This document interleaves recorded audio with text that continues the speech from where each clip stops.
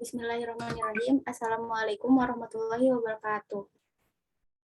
Perkenalkan, kami dari kelompok 6. Di sini kami akan mempresentasikan penerapan material pada desain bangunan sederhana. Sebelumnya, perkenalan terlebih dahulu. Perkenalkan, nama saya Dewi Narusoleha, NRP 21-2020-077 sebagai moderator.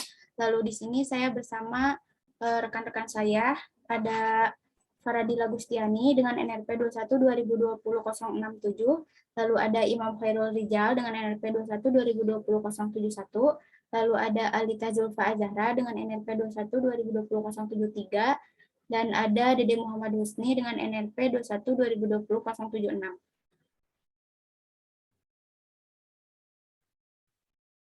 Di sini saya akan membacakan terlebih dahulu data kasusnya. Desain bangunan ini diambil dari salah satu tugas mata kuliah perancangan arsitektur yang didesain oleh salah satu mahasiswa PA2, yaitu Ade Binar Saleha dengan NNP 21-2020-077. Lalu sifat objek dari bangunan fiktif, luas bangunan 171 meter persegi, dan data kasus ini berada di lokasi Jalan Surapati, Sukaluyu, Cibenying Kaler, Bandung, Jawa Barat. Fungsi bangunan yaitu sebagai bangunan mixed use 2 lantai. Lantai 1 yaitu digunakan sebagai coffee shop, dan lantai 2 digunakan sebagai bookstore.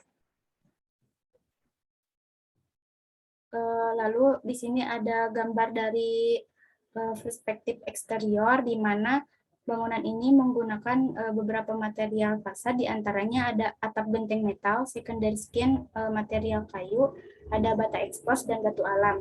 Konsep dari bangunan itu sendiri merupakan memakai konsep industrial. Konsep tersebut bisa diperkuat dengan penggunaan material-material pada fasad bangunannya. Selanjutnya kita masuk pada materi yang pertama, yaitu materi mengenai atap genteng metal yang akan dipaparkan oleh Dede Muhammad Husni. Silahkan Dede. Baik, terima kasih ya Dewena. Untuk selanjutnya ada atap genteng metal. Atap logam atau genteng metal adalah bahan atap yang dibuat dari logam, sebagaimana atap dari bahan lain. Genteng metal ini digunakan untuk mengatapi rumah atau bangunan. Kelebihan dari atap logam dibandingkan genting beton dan bahan atap lainnya adalah sangat ringan, beratnya hanya 1:10 dari genting beton. Bentuknya berupa lembaran, menyerupai bahan seng. Genteng tersebut ditanam di balok guarding dari rangka atap atau kuda-kuda menggunakan baut. Ukuran yang tersedia bervariasi 60 sampai 120 cm dengan ketebalannya 0,3 mm dan panjangnya antara 1,2 sampai 12 meter.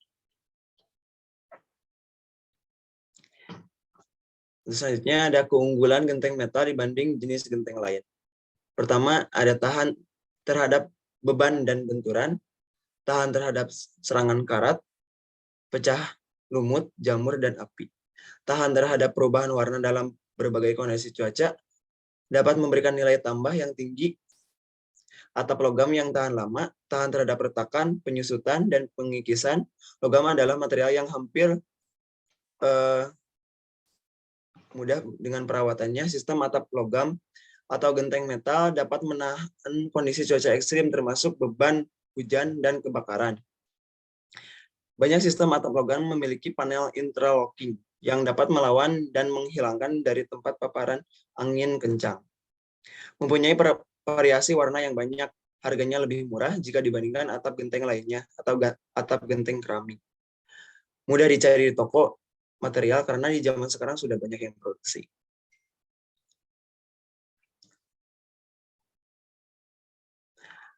Berikutnya ada jenis atap metal.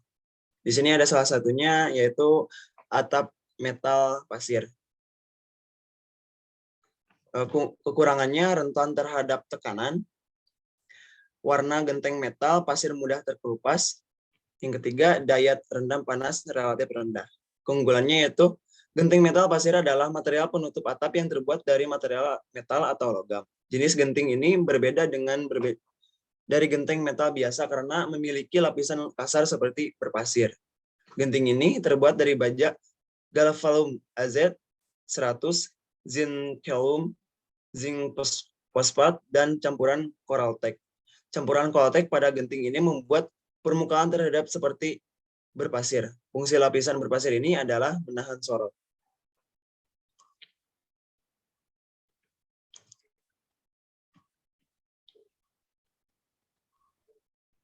Baik, terima kasih Dede. Selanjutnya materi yang kedua yaitu mengenai secondary skin yang akan dipaparkan oleh saya sendiri. Secondary skin adalah lapisan kedua yang kerap dipasang pada bagian terluar fasad bangunan. Fungsi dari material secondary skin juga yaitu dipergunakan sebagai tujuan utamanya yaitu dari penambahan lapisan kedua pada eksterior bangunan untuk meminimalisir terpaan kotoran dan hujan beserta sengatan sinar serta panas matahari yang masuk ke bangunan. Lalu ada fungsi tambahannya yaitu secondary skin terbuat dari metal untuk bangunan. Itu salah satunya untuk melindungi dari perubahan cuaca. Selain sinar matahari, terpaan hujan dan perubahan cuaca adalah dua hal yang akan merusak lapisan dinding luar bangunan. Lalu ada secondary skin kayu. Kayu cukup umum digunakan sebagai bahan secondary skin fasad. Warna coklat asli dari kayu memperkuat kesan hangat pada rumah bergaya modern maupun tropis. Gunakan jenis kayu yang kuat dan tahan terhadap cuaca. Lalu ada secondary skin batu bata. Penggunaan secondary skin batu bata tanpa cat sebagai fasad tambahan akan membawa kesan rustik. Batu bata disusun sedemikian rupa hingga membentuk celah-celah tertentu untuk ruang aliran udara dan sinar matahari. Batu bata juga cukup kuat dan tahan cuaca hingga cocok untuk penggunaan luar dari ruangan. Lalu ada jenis secondary skin metal logam atau aluminium. Metal logam atau aluminium sering digunakan sebagai fasad untuk perlindungan gedung-gedung dan bangunan besar. Sifat bahannya yang kuat dan tahan cuaca mendukung penggunanya. Logam juga membawa kesan futuristik hingga cocok untuk bangunan dengan desain modern dan minimalis. Next. Lalu untuk materi dari bata expose akan disampaikan oleh Faradila. Silakan Faradila. Terima kasih, Adewina. Selanjutnya di sini ada material bata expose. Bata expose merupakan material bangunan, yaitu batu bata yang biasanya digunakan untuk membuat sekat dinding. Bata tipe expose ini umumnya terbuat dari tanah liat. Penggunaan bata tipe expose pada bangunan sering digunakan untuk memberikan nuansa industrial maupun natural yang kuat dengan konsep rumah unfinished. Kemudian di sini ada beberapa keunggulan dalam memilih penggunaan bata jenis expose di rumah yang dideskripsikan sebagai berikut. Mengekspos batu bata ini dapat menghemat dana pengeluaran, ongkos untuk acian, plester, dan cat, untuk melapisi dinding dapat tereduksi, kemudian menciptakan kesan rustik yang kesan rustik yang diperlukan pada interior industrial. Kemudian selanjutnya interior bergaya industrial ini bata expose bisa diaplikasikan untuk interior bernuansa klasik, kemudian menciptakan suasana hangat dan natural pada ruangan, dan terakhir memberi nuansa industrial modern. Sebagai tema ini sering ditemukan pada tempat nongkrong masa kini. Kemudian di sini ada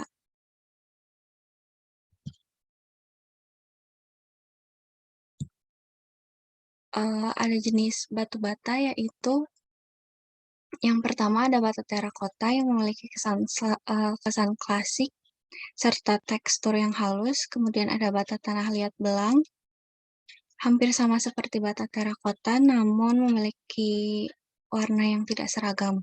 Kemudian ada bata KWD yang memiliki tekstur agak kasar karena terlihat pori-porinya. Lalu yang terakhir ada batu bata pasir kapur yang memiliki tekstur yang lebih halus daripada bata hias lainnya juga memiliki beragam variasi warna. Kemudian di sini ada beberapa hal yang harus diperhatikan dari cara memasang batu bata ekspos. Yang pertama adalah mengukur berapa ukuran dinding, kemudian bata yang akan digunakan harus merupakan bata yang rata. Lalu kemudian ada harus dikelupas lapisan semen pada dindingnya agar mulus. Kemudian di sini lapisi dinding dengan pelapis anti cairan dan anti jamur. Kemudian cari semen yang memiliki daya rekat kuat sehingga tidak perlu menggunakan semen terlalu tebal dan dapat membuat dinding menjadi kurang indah.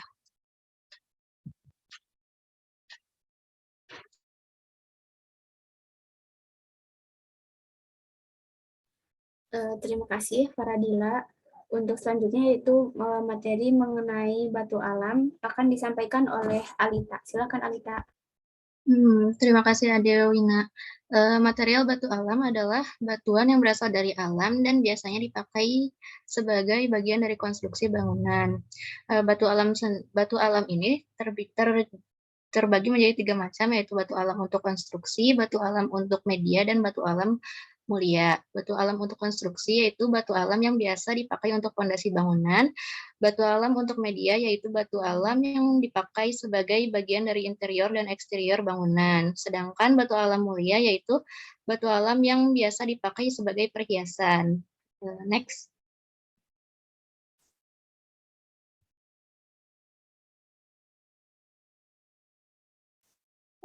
Batu alam yang digunakan sebagai bagian dari bangunan dibedakan menjadi 3, yaitu batu tempel, batu tabur, dan batu sikat.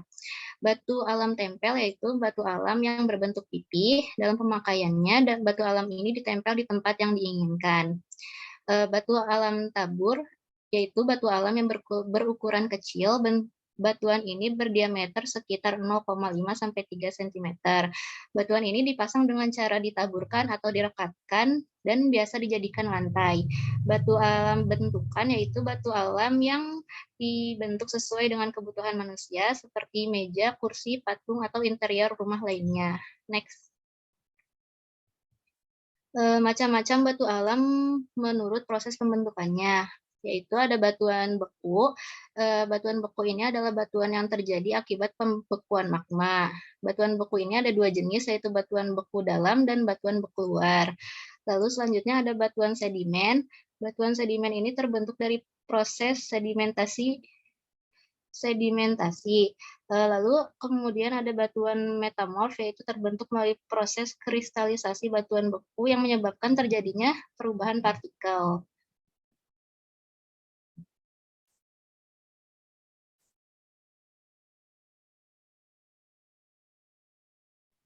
Terima kasih Alita. Selanjutnya yaitu mengenai material papan kayu akan disampaikan oleh Imam. Silakan Imam. Ya, terima kasih Adel. Di sini saya menjelaskan material papan kayu. Papan kayu terbagi menjadi 4, yaitu papan solid atau kayu utuh, papan layer atau papan lapis, papan board, medium deskboard atau MDF, dan blackboard. Papan solid atau kayu utuh tidak terbuat dari sambungan melainkan kayu utuh. Papan layer atau papan lapis terbuat dari 3 lembar kayu dengan menggunakan perekat khusus, kemudian direkatkan dengan tekanan tinggi. Particle board terbentuk dari serbuk kayu kasar dengan cairan kimia khusus. Medium density board atau MDF mirip dengan particle board, terbuat dari bubur kayu dengan cairan kimia khusus. Blackboard kayu berukuran 4-5 cm dengan ketebalan 15-18 mm. Next. Keunggulan dan kekurangan material papan kayu. Keunggulan: mudah dibentuk dan dibuat sesuai keinginan, mudah direkatkan, dibaut atau dipaku, mudah didapatkan, harganya relatif murah jika dibandingkan dengan bahan bangunan lain, awet, kuat, dan tahan lama, ringan, dapat kedap suara, daya tahan terhadap bahan kimia dan listrik cukup baik. Beberapa jenis kayu tertentu memiliki tekstur yang indah. Kekurangannya, terdapat cacat bawaan dan cacat alam seperti mata kayu, mudah terpengaruh oleh cuaca. Beberapa kayu tertentu relatif mudah terserang jamur dan serangga, tidak tahan api sehingga mudah terbakar. Kerusakan kayu dapat terjadi pada kelembaban tinggi. Next.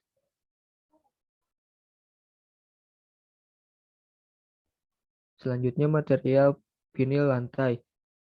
Lantai vinil merupakan bahan lantai sintetis yang tahan lama, terjangkau, dan mudah dipasang. Lantai vinil terbuat dari bahan sintetis, sedangkan lantai laminasi mengandung beberapa kayu.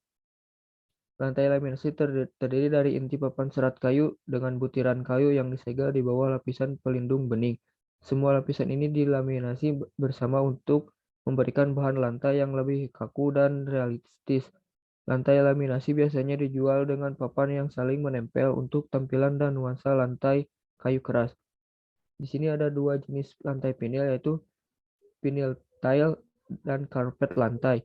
Vinil tile yang motifnya menyerupai keramik atau batu marmer. Karpet lantai vinil berbentuk roll.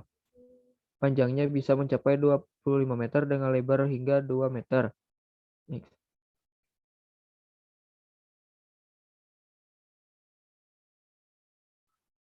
Keunggulan dan kekurangan material lantai vinil. Keunggulannya, harganya terjangkau, pemasangan mudah, tampilan menarik, nyaman diinjak, tahan terhadap noda. Kekurangannya, jika sistem pemasangan ditempel, lantai vinil sulit untuk dilepas. Lantai yang cenderung lebih lunak daripada lantai laminasi dan kayu asli, sehingga lantai vinil sangat mudah rusak. Kebanyakan lantai vinil belum dibekali lapisan anti UV, sehingga lantai bisa berubah warna dalam beberapa tahun pemakaian. Terima kasih. Terima kasih Imam. Untuk materi selanjutnya yaitu mengenai penggunaan cat pada interior bangunan yang akan disampaikan oleh Dede Muhammad Husni. Baik, terima kasih Ade. Untuk selanjutnya di sini ada interior bangunan. Untuk cat interior bangunan, ruangan transisi, dan ruangan bookstore di lantai 2 menggunakan cat berwarna rich light untuk interior shop, dan untuk ruangan bookstore dan ruang transisi menggunakan cat dulux berwarna platinum gray.